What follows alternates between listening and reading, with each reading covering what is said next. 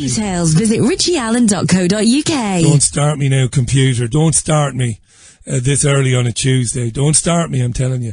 It is 27 minutes past the hour. Hi to Millie. We've got to stop living, otherwise we're going to die, says Millie. Hi to Billy. Richie, I don't think Americans are very proud of the 2 atomic bombs the US dropped on Hiroshima and Nagasaki, as the memory of the Shoah is celebrated and kept alive every year. Will the 80th anniversary of the atomic bombs attack be celebrated too, says Billy? I don't know. Hi to Jim, who says, Richie, give a shout out to my mate Grant. Jack Grant. Excuse me. How are you, Jack? He says, tell him to keep his chin up. Things will work out, brother. Sounds like Jack is having a bit of a difficult time. Jack, keep your chin up, pal. And you'll be okay, pal. It is always darkest before the dawn. And I know it's a cliche, but I have lived that. I've lived it. Glenn G-Man, thank you for your message. It's about 1,000 words long. I can't read it out, pal, but thank you. Hi to Badger, who says there will be no crash, Richie. Trump will overhaul the monetary system by switching to a new currency. He says, maybe. You might be right. I think the rollout of the new digital currency, CBDCs everywhere, will be preceded, in my opinion, by a big crash. And maybe bail-ins, but that's just me. Hi to Bob. Richie, all of these countries you are reeling off was not under Donald Trump. Bob, I think you are galactically fucking stupid, aren't you, Bob? You know, otherwise you've got cotton wool in your ears and you're just not listening. Right? Okay? I was mocking O'Brien's contention that the US is some bastion of global security in the last 100 years. That is what I was lampooning, Bob. Did you hear what I said at the end of it, Bob? I said that Trump wasn't done doing all of that, Bob. Yeah. I'm starting to get really fed up with people. I really am. I've got to temper that and watch it and mind it. These Trumpians we'll call them, these Trump devotees, morons, muppets. It doesn't matter what he does. That is obviously advancing the agenda. No, he's making America great again. No, he's not. Roger says cash is dead. Long live carbon credits. Thank you, Roger. It's time for some music while I line up my first guest. And he is in Bristol. He's telling me he's having some data issues. He better be there in 3 minutes, or we'll have words. Later on, Dr. Jane Dunnigan will be on The Richie Allen Show. Can't wait for that. This is The Richie Allen Show. It is Tuesday's edition on the 4th of March, 2025. I'm Richie Allen, by the way. Hope all is well in your world. Lots to get through between now and 7 o'clock. Here's AC/DC.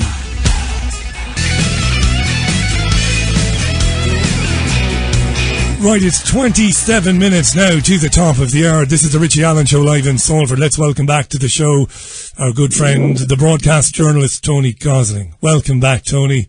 Good to have you on as always.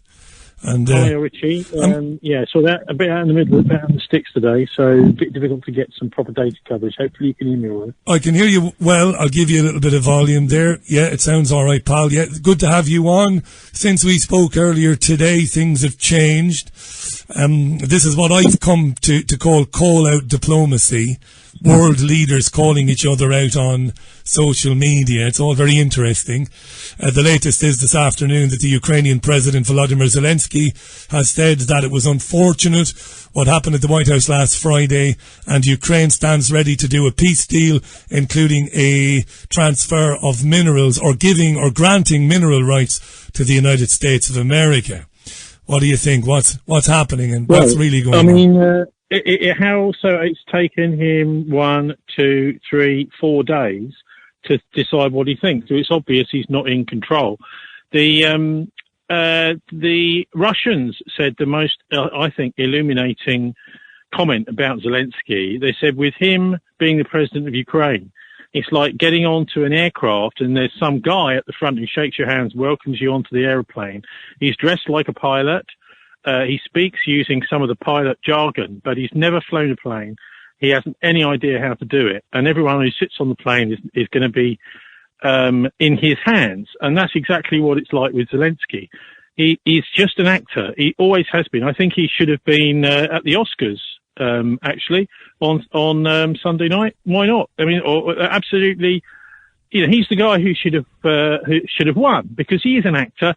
And I think, you know, we can get into, if you want, some of what I think over the years has been the struggle to put these fake individuals, actors, on the stage, particularly when it comes to hundreds of thousands of people dying in proxy wars, whether that's in Syria, Ukraine, or anywhere else.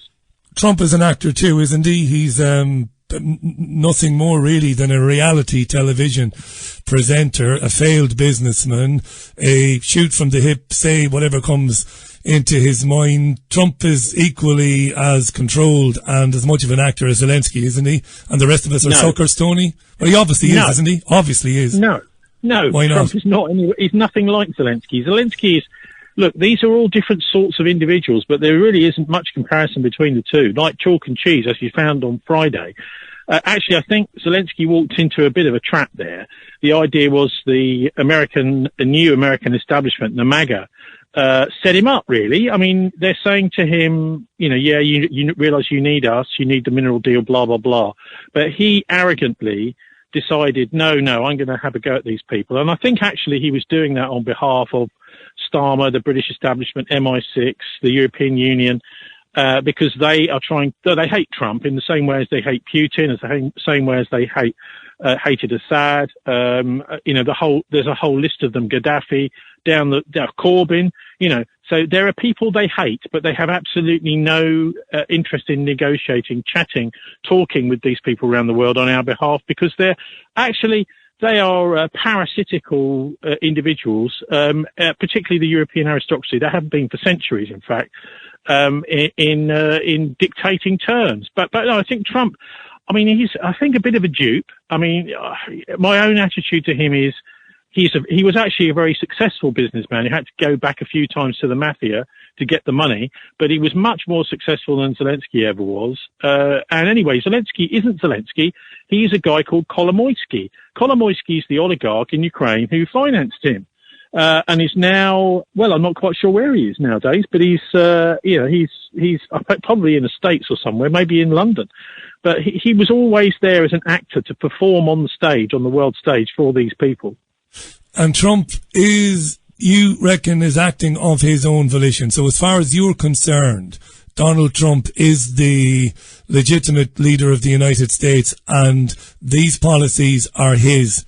These are his ideas, and they are his decisions. He's acting of his own volition. So. You believe that? Look, there's no evidence to support that, though. MAGA, Make America Great Again, is a faction of the Republican Party which now dominates in the States because they won an election. And I think they did it freely and fairly to win that election. And I'm not saying that anybody can stand to be American president. They can't.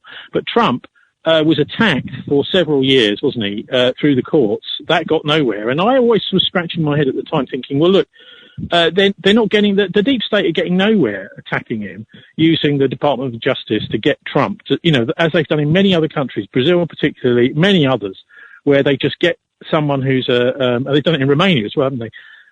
They get somebody who's a contender, someone who might act for the people in their own country, and they just put them in jail, or they shut them out of an election, you know, by legal means. So they tried to do that with Trump. But the reason I scratch my head is because this was obvious to me anyway, 3 years ago, that it wasn't working, that this was actually making Trump, you know, more likely to get elected. So I think he's somebody they are quite, I think, content to have in that position because they can press his buttons. Also, he's very much behind the most important, as some people see it in the world, which is the Netanyahu genocide operation in Gaza. So he's behind that, and so he's acceptable. That seems to be ultimately why Trump has been allowed to carry on doing what he's doing. But he's protecting America. You know, what's going on with the tariffs is not exactly protecting America. That isn't protecting America. That is bankrupting. Can I just explain why I think it is? Of course you can. That's why you're here. If you look at what's happened with the sanctions on Russia, so it's actually made the Russians start up loads of industries over there that they didn't have, really. I mean, they had probably small ones, but bigger industries. And so because the Russians have started up these industries because of the sanctions to get, you know, to produce their own stuff rather than import it, this has been brilliant for the Russian economy. If you look at the food prices in Russia as well, they've been going down. Things like basic stuff like potatoes, carrots, tinned stuff in the supermarkets in Russia, prices going down, transport prices going down. And so the isolation of Russia has actually only been good for them, because international trade, it seems to me, as it was with the coal miners' strike in the 1970s and the 1980s, is actually like a Trojan horse. The idea is you become dependent on this foreign stuff, and then the market is fixed. They jack up the price. So I think actually what we'll find out is there's lots of scaremongering about, this is going to be terrible for the American economy. I don't think it will be. I think it will be a bit of a rejuvenation for US industry. That's what we'll probably see over the next few years. Not a single economist agrees with that, including the ones who support Trump, including the Trump supporting economists. They reckon it's going to put $2,000 a year on the average American family. Everything is going to go up: computers, electronics, food. They said that about Russia, didn't they? They said exactly that about Russia. This is going to be a disaster for Russia. What a disaster. Poor old Putin. No, it's been actually quite good. And by the way... Well, you're ignoring this. Hang on a second. You're ignoring that there's a glaring elephant in the room there. You're ignoring the living standards. The acceptable living standards in Russia are completely different than they are in the United States, and you know this. It's two completely different worlds, right? Standards in America are far worse. There's far more homeless, far more tent cities in the United States. Agreed. And anyway, the most important factor in the economy, whether it succeeds or fails, really is energy prices. And Trump has the ability, and he most definitely is doing and will do, bring energy prices down, as well as things like basic stuff like housing prices. Well, by stopping mass migration, you're going to see the house prices, it'd be nice to see it in Britain too, start to stabilise rather than going up and up and up the whole time. So I think, let's see how he gets on with this splendid isolationism. And of course, they're not cutting off all links with the outside world. I think that by basically sticking two fingers up to the globalists, to the international, remember, if you go back as far as the British Empire and China, we used foreign trade and opening up Chinese trade to destroy that country back in the day, hundreds of years ago. We did it very successfully by opening up trade, destroying a lot of their home markets, and also, of course, bringing in opium, loads of opium to flood their markets. And so this free trade thing, I think almost the days are over, and we shall see with both Russia and particularly with the United States what happens when they say no more free trade. We've had enough of that. It didn't work. And this is Reaganomics, remember. This is Thatcher, Reagan, the ones that opened it all up, World Trade Organization, and it's proved a total disaster. So maybe it's a good thing what he's doing. Maybe. I'll give you my final word on Trump and what I believe Trump is really there to do. And then you'll get the final word on it. And then we can talk about what might happen in Ukraine, Russia. Look, I've believed for many years we are in the attitude era of politics, and that these guys, these loud populist guys conducting diplomacy through social media, breaking and reneging on every promise they ever made, including Donald Trump, that their real job, Tony, is to distract us from what's coming down the line. And I'm going to wrap this up in 60 seconds. He has surrounded himself with people like Scott Bessent, right, a prodigy of George Soros, who attended Bilderberg meetings 3 or 4 times. You know who he is. Peter Thiel, right, who's his national security advisor, a guy who has said, I no longer believe that freedom and democracy are compatible, right? A guy who supports surveillance-driven governance and post-democratic rule. People like Elon Musk, right, who is the grandson of actual Nazis, right, who wants to bring in a kind of an AI future where humans and AI merge. This guy, Trump, is surrounded by these people. He's filled his cabinet with Goldman Sachs bankers. He did it the first time, he did it the second time. They're going to spend trillions of dollars, maybe less than trillions, on rolling out artificial intelligence, on developing mRNA vaccines. It's all out there, Tony, while we get distracted by him screaming at Zelensky in the Oval Office and will Keir Starmer get a good reception when he goes there. That is what I see Trump as. Nothing more than yet another stooge of the Great Reset agenda. You get the final word on this, and then we'll talk about the future of Eastern Europe. Go ahead. Well, look, of course, it's a bit of a distraction, and I kind of agree that the idea that Biden was so appallingly, hopelessly, terribly bad. It was, of course. Almost anybody that comes along is going to look better. We had a similar sort of situation, weirdly, in Bristol, where we decided apparently to have a mayor, and the first mayor we had for 4 years, George Ferguson, was a ex-president of the Royal Institute of British Architects, very, very nice guy, very reasonable bloke. But of course, he was there to just make the change in the system seem good. And maybe that's what Trump is going to do. He's threatened to stay there. We're not going to have all these annoying elections in the future. So maybe that's his plan, is to stay there. And the idea is that, we think that there'll be a kind of dictatorship in the United States. It might change the constitution. Who knows what he's going to do? That's exactly what Putin did, change the rules to allow him to continue to stand for re-election. So he may be, and obviously he's surrounded with these tech giants. There was a brilliant, I don't know if you've come across this Curtis Yarvin guy, yes, who was saying that actually Trump is a distraction, like you say, and is the front man. Really, it's Elon Musk who's the chief executive of the United States, and he's replacing the government with technology that he controls. So that may well be going on in the background. But I think, for the people of Gaza and people in Ukraine, they're breathing a sigh of relief that this massive, massive support for this horrible war in Ukraine and the genocide, which he stopped. I mean, whatever you say about what he's obviously got some power with Netanyahu. Who knows what went on behind the scenes? Maybe he just said, look, either you stop killing these people or we're going to cut the money off. We don't really know what happened behind the scenes. My friend Paul Craig Roberts agrees with you. I'd love to be wrong, Tony. I'm not dogmatic when it comes to my beliefs. I never have been. I'm always open to people. And I know you're not. It's what makes you a brilliant reporter. I'm not. It's just how I see it. And I get vexed when our listeners, your listeners, my listeners, when they jump straight in with these people, not just Trump, of course, but others around Europe and even in South America, and they don't stop and think, well, hang on, maybe there's something else going on. Tony Gosling's program out of Bristol every Friday at 5:00 is unmissable. You'll find it at thisweek.org.uk. Not the BCFM politics show. It is terrific. I'm not just saying that. You will hear things you don't agree with. That's very healthy. Listen and evaluate and think and make your own mind up. Look, I think the way to finish this sort of is that there are all sorts of fallings out in the elites, around the world. It's like herding cats. What they're trying to do is go for, basically, like Sean Connery says in Dr. No, world domination, same old dream. But it's like cats in a sack sometimes, herding cats or whatever. Sometimes it all goes to plan, and quite often, because it's such an evil plan, something goes horribly wrong. And Trump, I think, is an example of, oh dear, what are we going to do now? Oh, well, I just have to manage this. And it's interesting to see who steps in as one of the main people to manage the problems Trump has caused with the Ukraine attack on Russia, which is just following up, of course, from the Napoleonic attacks and Hitler's attack on Russia, is King Charles. Oh, Charles is wading in to save the day. Come Zelensky, let me stroke you. Let me just stroke your hair. Everything will be fine. And by the way, here's a suitcase full of £50 notes or whatever, $100 notes, and everything will be fine. So Charlie shouldn't get involved in any of this, of course. I mean, he's a wife murderer. That's what I call him. And also, I think if you look at what happened to his mother and father, I have great suspicions about whether they had the real COVID jabs and he and Camilla didn't, because both the Queen and Prince Philip died very soon after they had their jabs.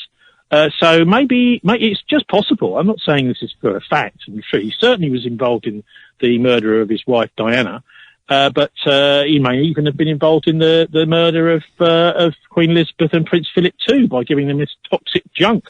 And actually, I spoke to you. Do you remember when the Queen died? You came onto my show to talk, and you reminded me that was it George V's doctor, in his memoirs, it was published, I think, in the 80s or 1990s. That's right. Said that actually George V was murdered.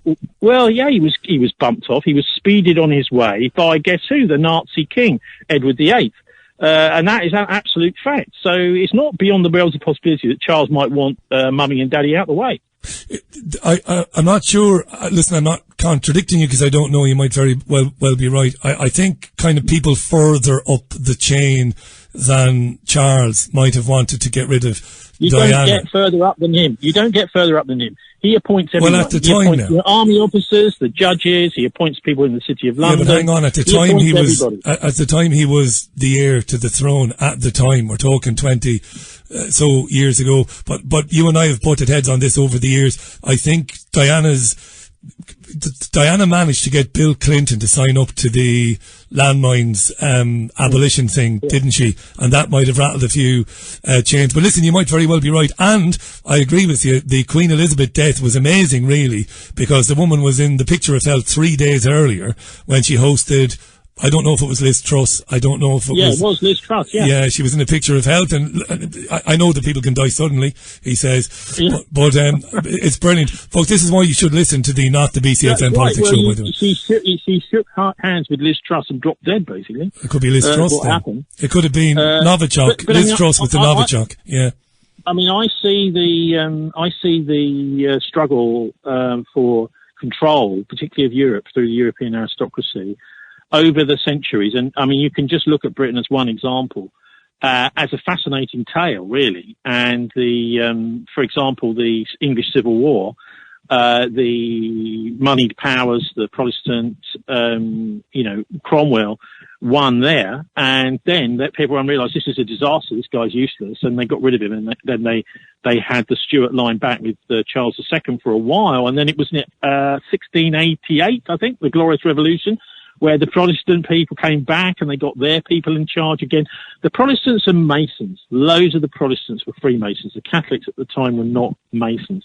And so I think what's going on is you've got to struggle backwards and forwards over the centuries with the Knights Templar Freemasons trying to use secret societies to control royalty and to control the country through the royalty. And also in the States, by the way, because this is Anton Chaitkin has done an amazing book called Who We Are, all about the history of America. His dad was the chief strategist for the Jewish boycott of Nazi Germany back in the 30s. And Anton's books makes it absolutely clear.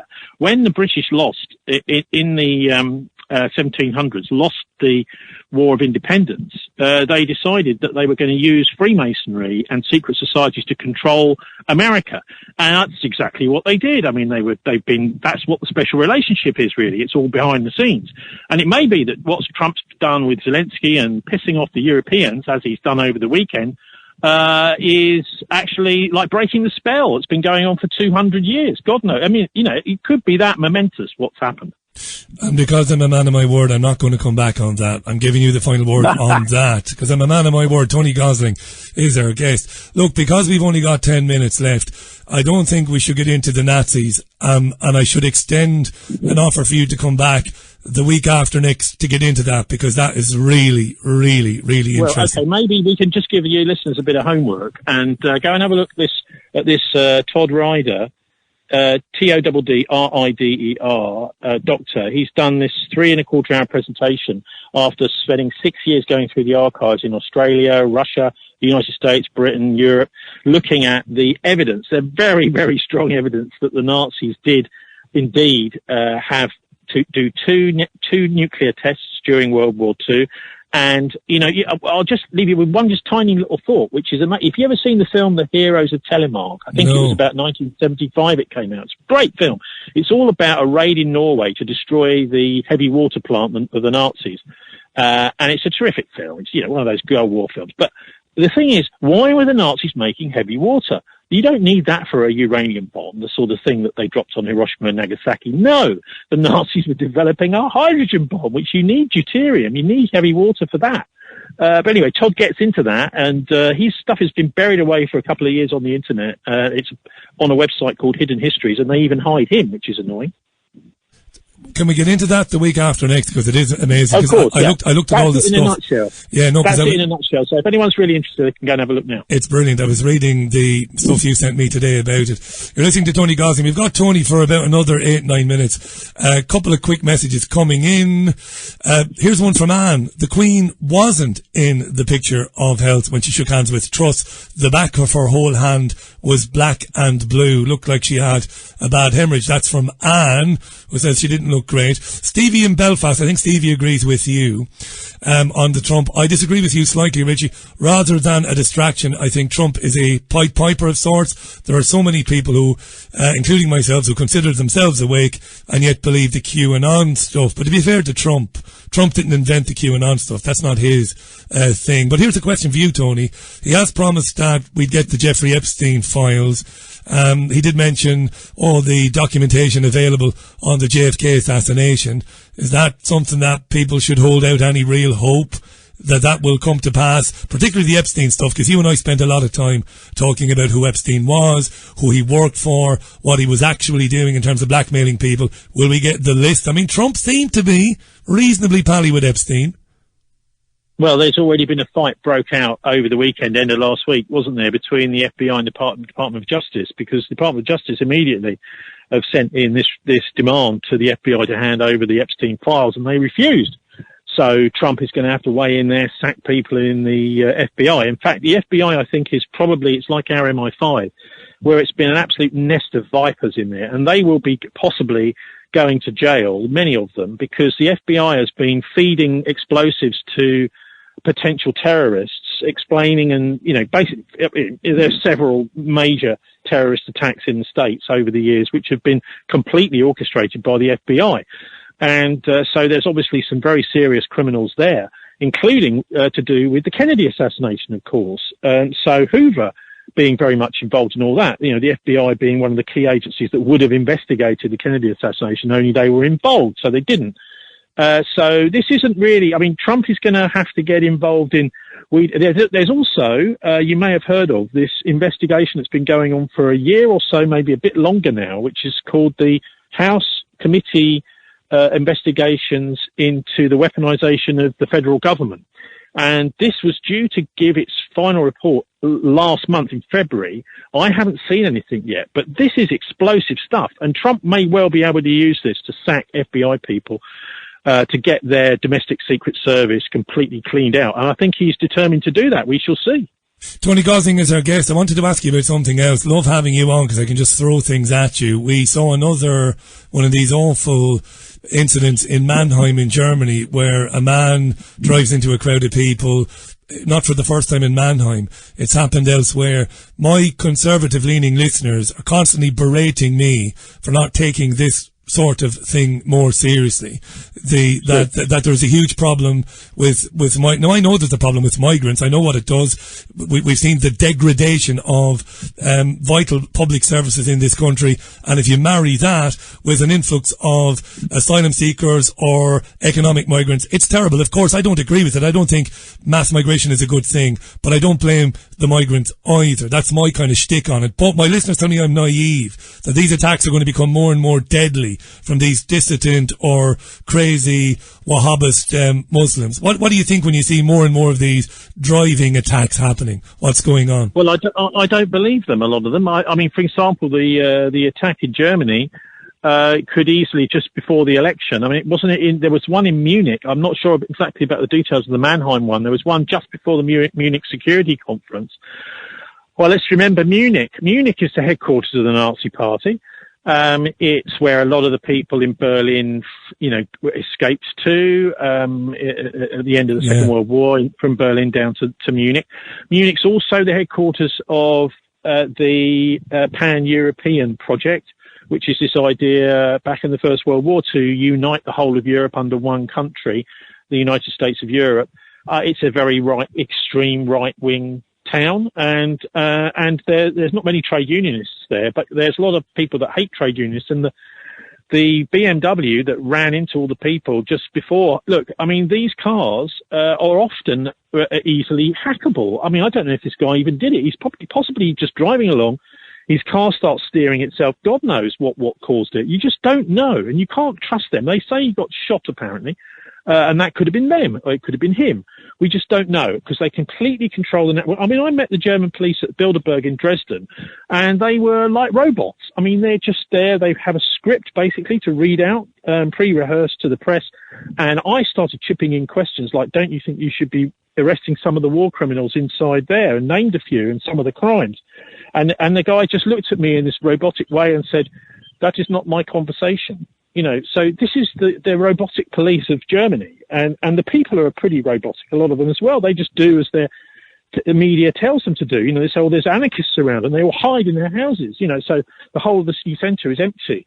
So I prefer Britain. We're a little bit more anarchistic and a bit more free-thinking here. Well, there's a lot of Germans well, I don't know if there are a lot of Germans listening, but I know we do have some German listeners, and they would take exception to what you just said there. Yeah, I'm sure they would. No, but hang on. They would say that since Angela Merkel opened the door to 1 million migrants, that has woken up a lot of Germans. We've seen the Alternative für Deutschland party doing really well. So Germans might say, well, hang on, we're standing up and we're taking more care about what's going on in our country. There's two reasons why this mass migration is happening. One is to massively undermine pay and conditions of people who live in Western European countries, destroying their wages, destroying their ability to pay their mortgage, making them easier to sack, keeping the house prices massively over the top buoyant. That's one reason. But the other one is to fuel racial hatred, and that's exactly what's happened in Germany is exactly a similar thing to what's happened in Ireland. The left and the right, who of course we know are actually getting closer and closer and not really oppositional at all. I mean, even in Britain here with this, I mean, they've had this massive farmer thing again today in central London. Is the Conservatives, they talk the talk, they'll turn up at the farmers' rallies, but they're not actually really attacking the Labour Party over their destruction of the British food industry. Badenoch doesn't ask any questions in the House of Commons about this at Prime Minister's questions, maybe one or two for over the last few months, but she's not interested. So the left and the right in Germany and in Ireland have got together. Yeah, so they're now running things and they're shutting out the Nationalist Party. So the only parties that are allowed to rule now in the West are globalist parties, free trade parties. But that's all changed in America, and that has, I think, put the cat amongst the pigeons. And that was the final word. Catch Tony on Friday, 5 o'clock, thisweek.org.uk, bilderberg.org too. Come back sooner than usual. Come back in a couple of weeks less, Dan, and we'll get into the hidden history. Always a pleasure, Tony. Thanks, mate. Great to have you on. Thanks for stepping out and doing it. The great Tony Gosling, one of the last remaining journalists, I believe.